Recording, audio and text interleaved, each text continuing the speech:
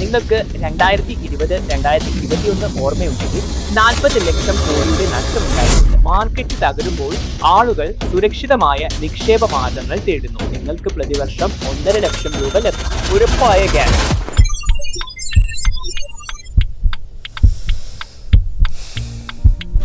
Market തകർച്ചയിലാണോ? Guaranteed പ്ലാനുകളിലേക്ക് മാറുന്നത് ഇപ്പോൾ ഏറ്റവും മികച്ച നീക്കമാകുന്നത് എന്തുകൊണ്ടാണെന്ന് നോക്കാം. സിമ്രനെ പരിചയപ്പെടാം. അവൾ തന്റെ കുട്ടിയുടെ വിദ്യാഭ്യാസത്തിനായി നിക്ഷേപിക്കുകയായിരുന്നു. ഇന്ന് പോർട്ട്ഫോളിയോ 20 മുതൽ 25% വരെ താഴെയാണ്. മാത്രമല്ല രമേശ് റിട്ടയർമെന്റിനായി FD ചെയ്തിരുന്നു. റിസ്ക് എടുക്കാൻ താല്പര്യമില്ലായിരുന്നു. എന്നാൽ ഇപ്പോൾ ലഭിക്കുന്ന റിട്ടേണുകൾ പണപ്പെരുപ്പത്തെ പോലും മറികടക്കുന്നില്ല. ഇതാണ് ആദിത്യ. ഒരു വീട് വാങ്ങാനായിരുന്നു അദ്ദേഹത്തിന്റെ പ്ലാൻ. എന്നാൽ മാർക്കറ്റിന്റെ പ്ലാൻ മറ്റൊന്നായിരുന്നു. ഒരു വർഷത്തിൽ തന്നെ 5 ലക്ഷത്തിന്റെ നഷ്ടം. ഈ കഥ ഇവരുടേതും മാത്രമല്ല. സിമ്രൻ, രമേശ്, അതിഥി എന്നിവരെ പോലുള്ള പല നിക്ഷേപകരും സെപ്റ്റംബർ 2024 മുതൽ 40 ലക്ഷം കോടിയുടെ നഷ്ടം നേരിട്ടു. ഇത് ഞാൻ പറയുന്നതല്ല, മഹാമാരിക്ക് ശേഷമുള്ള ഏറ്റവും വലിയ മാർക്കറ്റ് തകർച്ചയാണിതെന്ന് 2025 ഇക്കണോമിക് സർവേ പറയുന്നു. മാർക്കറ്റ് ഇത്രയും അസ്ഥിരമായിരിക്കുമ്പോൾ ആളുകൾ എവിടെയാണ് പണം നിക്ഷേപിക്കുക എന്നതാണ് ഉയരുന്ന ചോദ്യം.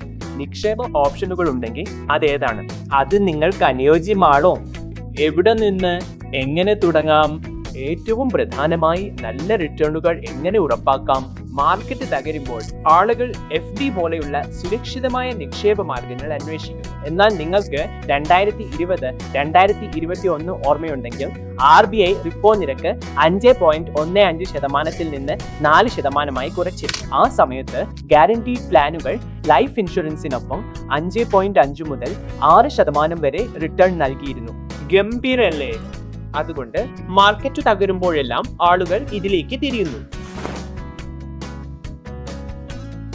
ഗ്യാരണ്ടീഡ് പ്ലാനുകളുടെ അർത്ഥം വളരെ ലളിതമാണ്. വാഗ്ദാനം ചെയ്തത് ലഭിക്കും. അതും ലൈഫ് ഇൻഷുറൻസിൽ അർത്ഥം. കൂടാതെ ഇവ 2 തരത്തിലുണ്ട്. ആദ്യത്തെ income plan. Guaranteed income plan ഒരു ശമ്പളം പോലെ പ്രവർത്തിക്കുന്നു. നിങ്ങൾ 10 വർഷത്തേക്ക് എല്ലാ വർഷവും 1 ലക്ഷം രൂപ നിക്ഷേപിക്കുകയാണെങ്കിൽ 11ാമത്തെ അല്ലെങ്കിൽ 12ാമത്തെ വർഷം മുതൽ നിങ്ങൾക്ക് വാർഷികമായി 1.5 ലക്ഷം ലഭിക്കും. Fixed guarantee. രണ്ടാമത്തെ സേവിംഗ് പ്ലാൻ. സേവിങ്സ് പ്ലാൻ ഒരു ലംസം പേ ഔട്ട് പ്ലാൻ ആണ്. എല്ലാ വർഷവും നിങ്ങൾ 1 ലക്ഷം രൂപ 10 വർഷത്തേക്ക് നിക്ഷേപിച്ചാൽ 10 മുതൽ 12 വർഷത്തെ മെച്യൂരിറ്റിയിൽ നിങ്ങൾക്ക് ഒരുമിച്ച് 18 മുതൽ 20 ലക്ഷം രൂപ വരെ ലഭിക്കും. അപ്പോ ഇൻകം പ്ലാൻ ആയാലും സേവിംഗ് പ്ലാൻ ആയാലും രണ്ടിനും ഒരേ ബെനിഫിറ്റ് ആണ്. റിട്ടേണുകൾ തുടക്കത്തിൽ തന്നെ ലോക്ക് ആകുന്നു. പിന്നെ മാർക്കറ്റ് മുകളിലോട്ടോ പോയാലും താഴോട്ട് വന്നാലും നിങ്ങളുടെ പ്ലാൻ സ്റ്റേബിൾ ആയിരിക്കും. മാർക്കറ്റിൽ അനിശ്ചിതത്വം ഉണ്ടാകുമ്പോൾ ആളുകൾ 3 അടിസ്ഥാന കാര്യങ്ങൾ അന്വേഷിക്കുന്നു. ഒന്നാമത്തേത് ക്യാപിറ്റൽ സേഫ് ആയിരിക്കണം. മാർക്കറ്റ് മുകളിലോട്ട് പോയാലും താഴോട്ട് വന്നാലും നിങ്ങൾ നിക്ഷേപിച്ച പണം കുറഞ്ഞത് നിങ്ങൾക്ക് തിരികെ ലഭിക്കണം. രണ്ടാമത്തേത് റിട്ടേണുകൾ പ്രവചിക്കാൻ കഴിയണം. നിങ്ങൾ ഇന്നൊരു പ്ലാൻ എടുക്കുകയാണെങ്കിൽ 10 വർഷത്തിന് ശേഷം നിങ്ങൾക്ക് എത്ര പണം ലഭിക്കുമെന്ന് ആദ്യ ദിവസം തന്നെ അറിയണം. മൂന്നാമത്തേത് റിസ്ക് കുറവായിരിക്കണം. അതിനാൽ എല്ലാ ദിവസവും മാർക്കറ്റ് വാർത്തകൾ കണ്ട് നിങ്ങൾക്ക് ടെൻഷൻ ഉണ്ടാകരുത്. ഗ്യാരണ്ടീഡ് പ്ലാനുകൾ ഈ 3 ആവശ്യങ്ങൾ നിറവേറ്റുന്നു. കൂടാതെ ബോണസും ലഭിക്കാം. ഇതിനു പുറമെ ടാക്സ് ബെനിഫിറ്റും നിങ്ങൾക്ക് ലഭിക്കും. പ്രീമിയങ്ങൾക്ക് സെക്ഷൻ 80C പ്രകാരം ഡിഡക്ഷൻ ലഭിക്കുന്നു. ഒപ്പം മാച്യൂരിറ്റി പേ ഔട്ടിൽ സെക്ഷൻ 10 സബ്സെക്ഷൻ 10D പ്രകാരം ടാക്സ് ഫ്രീ റിട്ടേണുകളും, അതായത് സേഫ്റ്റിയും ടാക്സ് എഫിഷ്യൻസിയും.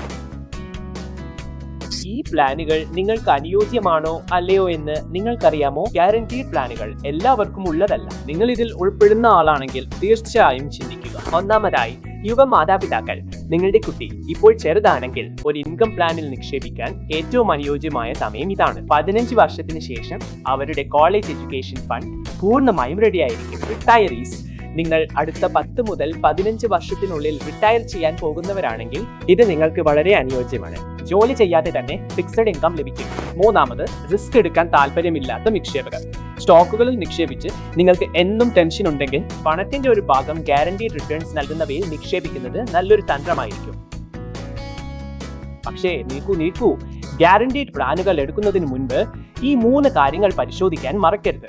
ഒന്നാമത്തേത് അതിന്റെ ഇന്റേണൽ റേറ്റ് ഓഫ് റിട്ടേൺ, അതായത് ശതമാനക്കണക്കിൽ മാത്രം നോക്കാതെ യഥാർത്ഥ ക്യാഷ് ഫ്ലോ എത്രയാണെന്ന് പരിശോധിക്കുക. അത് പരിശോധിക്കുന്നത് വളരെ പ്രധാനമാണ്. രണ്ടാമത്തേത് അതിന്റെ മെച്യൂരിറ്റി പീരീഡ്. മിക്ക പ്ലാനുകളും 10 മുതൽ 20 വർഷം വരെ മെച്യൂരിറ്റിയോടെയാണ് വരുന്നത്. അതിനാൽ ഇത്രയും ദീർഘകാലത്തേക്ക് പണം ഫ്രീസ് ചെയ്യണോ വേണ്ടയോ എന്ന് തീരുമാനിക്കുക. മൂന്നാമത്തേത് സറണ്ടർ വാല്യൂ. നിങ്ങൾ എപ്പോഴെങ്കിലും പാതി വഴിയിൽ പിന്മാറിയാൽ അതെന്തെല്ലാം പ്രത്യാഘാതങ്ങൾ ഉണ്ടാക്കും. ചാർജുകൾ ഈടാക്കുന്നുണ്ടെങ്കിൽ അത് എത്രയാണെന്ന് നോക്കുക. എല്ലാം വ്യക്തമായി മനസ്സിലാക്കി വെക്കുന്നത് വളരെ അത്യാവശ്യമാണ്. ഈ വീഡിയോ നിങ്ങൾക്ക് ഉപകാരപ്രദമായെന്ന് കരുതുന്നു. നിങ്ങളുടെ സാമ്പത്തിക ലക്ഷ്യങ്ങൾ എന്താണെന്ന് താഴെ കമന്റിൽ പറയുക. റിട്ടയർമെന്റ്, കുട്ടികളുടെ വിദ്യാഭ്യാസം, ദീർഘകാല സമ്പത്ത്, അങ്ങനെ എന്തും. അടുത്ത വീഡിയോകളിൽ ഓരോ ലക്ഷ്യങ്ങൾക്കും അനുയോജ്യമായ സാമ്പത്തിക തന്ത്രങ്ങൾ കൊണ്ടുവരാൻ ഞാൻ ശ്രമിക്കാം. അതുകൊണ്ട് കാനറ HSBC ലൈഫ് ഇൻഷുറൻസിന്റെ യൂട്യൂബ് ചാനൽ സബ്സ്ക്രൈബ് ചെയ്യാൻ മറക്കരുത്. അടുത്ത വീഡിയോയിൽ കാണാം.